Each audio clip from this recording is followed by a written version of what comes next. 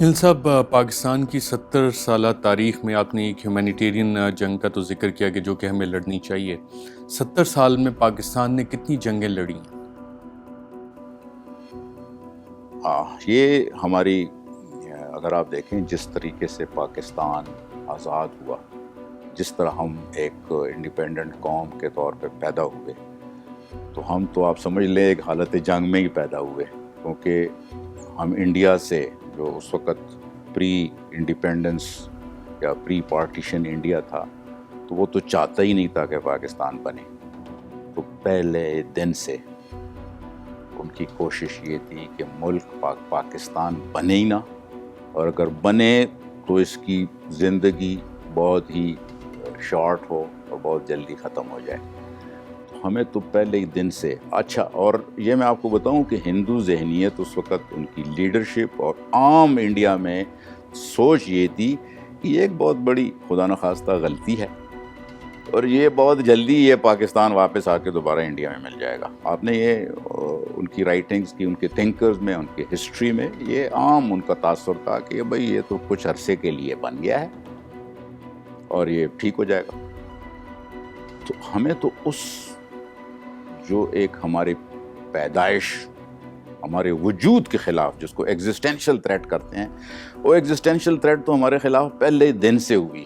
اور پھر آپ نے دیکھا کہ جو علاقے جن کے اوپر پاکستان کا حق بن سکتا تھا، جو انڈیپینڈنس کے لیے اصول بنائے گئے تھے، جس میں کشمیر کا بھی تھا، اس میں حیدرآباد کا بھی تھا، جونا گڑھ کا بھی تھا، وہ کوشش انڈیا نے شروع کر دی کہ وہ علاقے پاکستان کو نہ ملے۔ حیدرآباد تو چونکہ انڈین علاقوں کے درمیان تھا، یا جونا گڑھ کی بھی حالت تھی، تو وہ تو انہوں نے بڑے آزادی سے لے لی، آسانی سے لے لی۔ کشمیر میں البتہ چونکہ وہاں مسلمانوں کی آبادی کی میجورٹی تھی، وہاں ان کے لیے اتنا آسان نہیں تھا۔ اور ہم نے دیکھا کہ 1947 میں ہم آزاد ہوئے، 48 سے ہی کشمیر میں ہمیں ایک فوجی چیلنج کا سامنا کرنا پڑا اور ایک جنگ ہوئی، اور یہ معاملات پھر اسی طرح چلتے رہے۔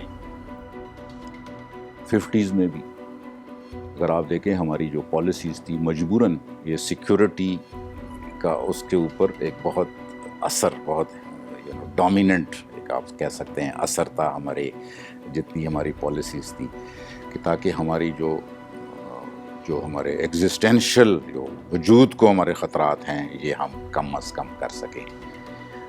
پھر ہمیں 65 میں اوپن جنگ کا سامنا کرنا پڑا، پھر 71 میں ہمیں یہ کرنا پڑا۔ اس کے درمیان میں آپ نے دیکھا کہ یہ صرف ایسی جنگ تو 3 دسمبر 1971 کو شروع ہوئی، لیکن اس سے پہلے مشرقی پاکستان میں ایک سب ورژن کی جنگ شروع ہو گئی تھی۔ اسی طرح آپ 70s میں آتے ہیں تو 70 صرف ایسٹ پاکستان اور ہمیں تقسیم کر کے ان کو خوشی نہیں ہوئی۔ 70s میں ہمیں انسرجنسی کی جنگیں لڑنی پڑی بلوچستان میں، جس میں روس، سوویت یونین، افغانستان اور انڈیا تینوں شامل تھے۔ ہمارے خلاف ایک بامبنگ کیمپین NWFP میں چلائی گئی اس وقت، کہ کابل سے چل رہی تھی۔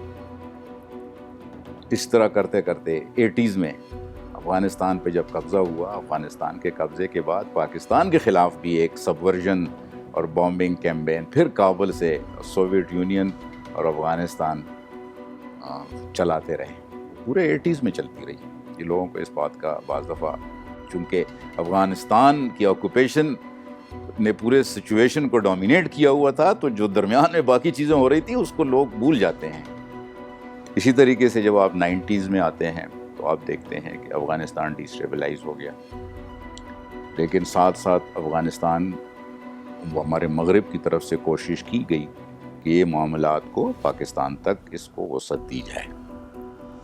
پھر ہم دیکھتے ہیں 9/11 کے بعد تو حالات ہی اکثر بدل گئے، اور انہی دنوں میں جب انڈیا میں پارلیمنٹ کا واقعہ ہوا تو اس کو ایک بہانہ بنا کر تمام انڈین فوج پاکستان کے سرحدات پہ آ گئی، اور کسی وقت بھی جنگ شروع ہو سکتی تھی۔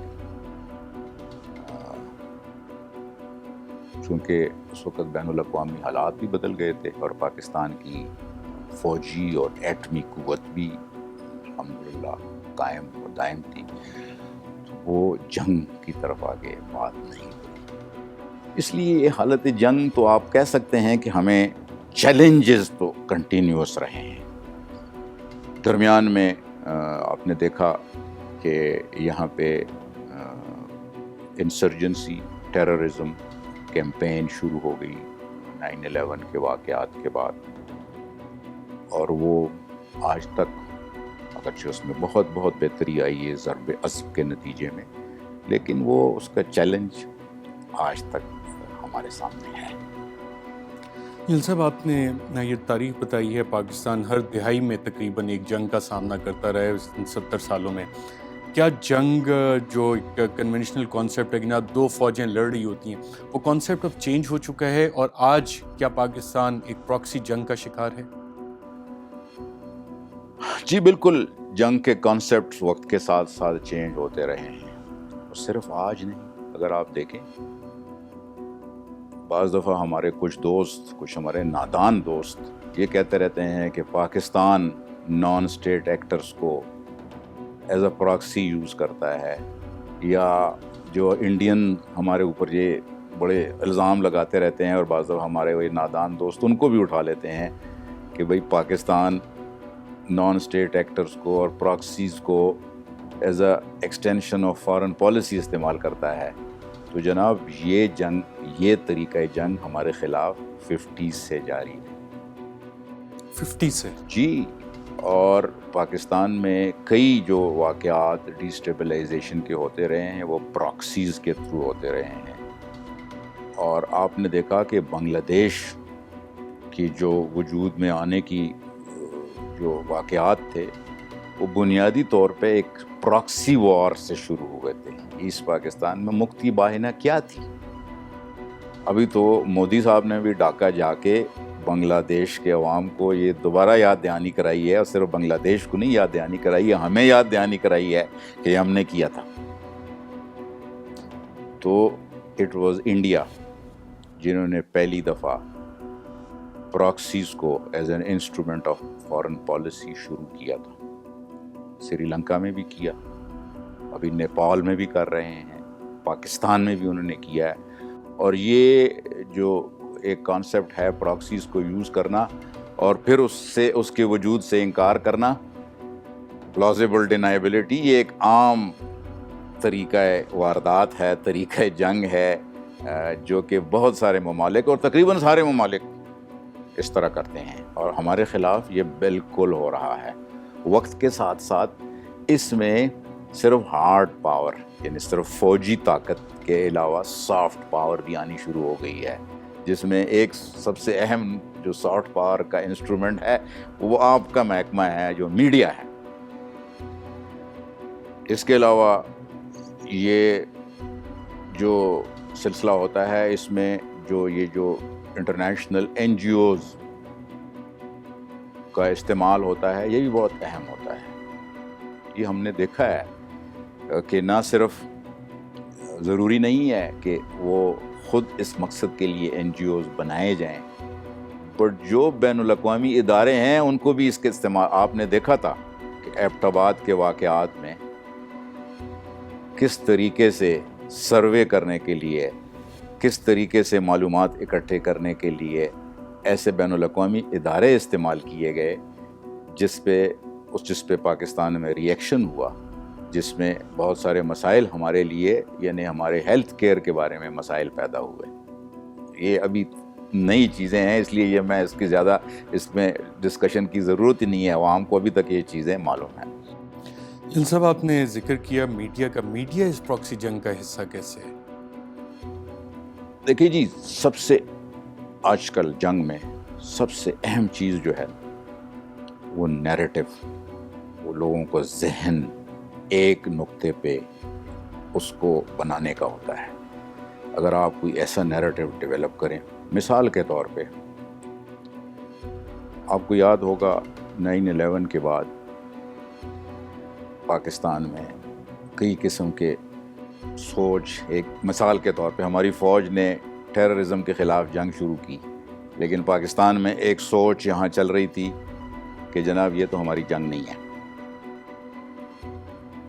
اب یہ ایک نیریٹو ہے، اور آپ نے دیکھا وہ نیریٹو کا اتنا زیادہ اثر ہوتا ہے کہ فوج کی جو کارکردگی ہوتی ہے وہ اس پہ متاثر ہونا شروع ہو جاتی ہے.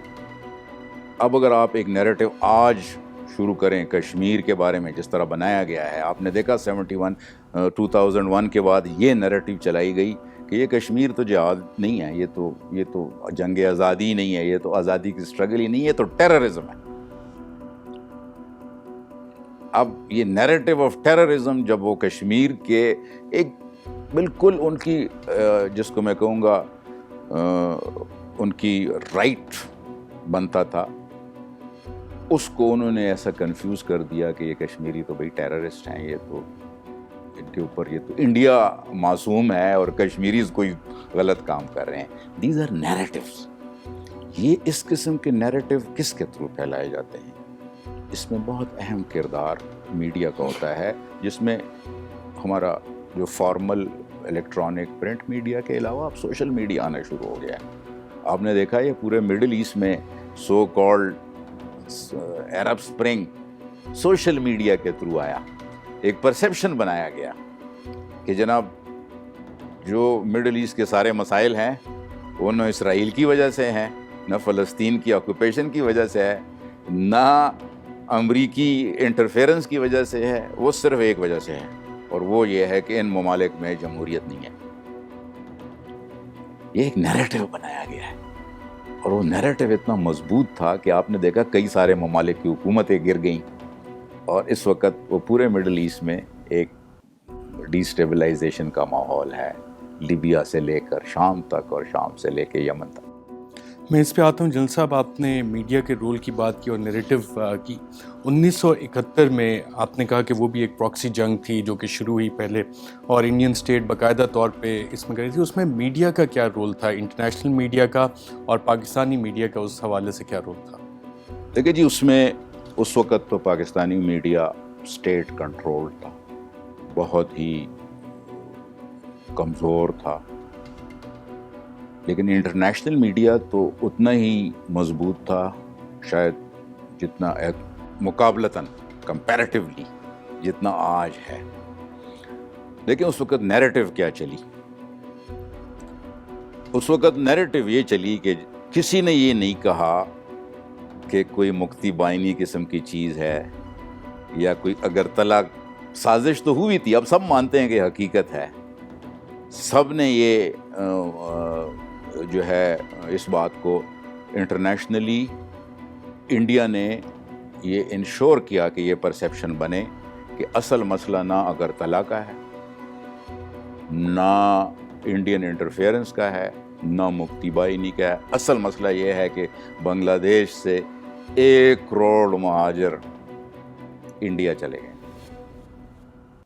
اور ابھی بھی میں بعض دفعہ سوشل میڈیا پہ دیکھتا ہوں وہ مسز اندرا گاندھی کی ایک وہ پریس سٹیٹمنٹ ہے جس میں اس نے کہا تھا کہ کیسے ہم جب باقی لوگ ہمیں کہتے ہیں کہ آپ بنگلہ دیش ایسٹ پاکستان میں انٹرفیئر نہ کریں، تو وہ یہ ریئلائز نہیں کرتے ہیں کہ جب ہمارے پڑوس میں اتنے مظالم ہو رہے ہوں تو ہم کیسے ان سے علیحدہ رہ سکتے ہیں.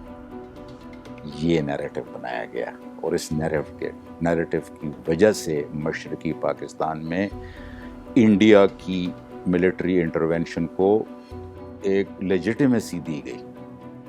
ادروائز حقیقتاً فوکس تو کہ انڈیا بڑا بلیٹنٹلی پہلے اس نے ایک پراکسی مفتی بائنی کی شکل میں اور عوامی لیگ کو سپورٹ کرنے کے شکل میں کی، اور اس کے بعد ایک اوپن وہ ایگریشن کی، اس سے انہیں ٹوٹلی توجہ ہٹا دی تھی. اس وقت ہمارا میڈیا نہیں تھا.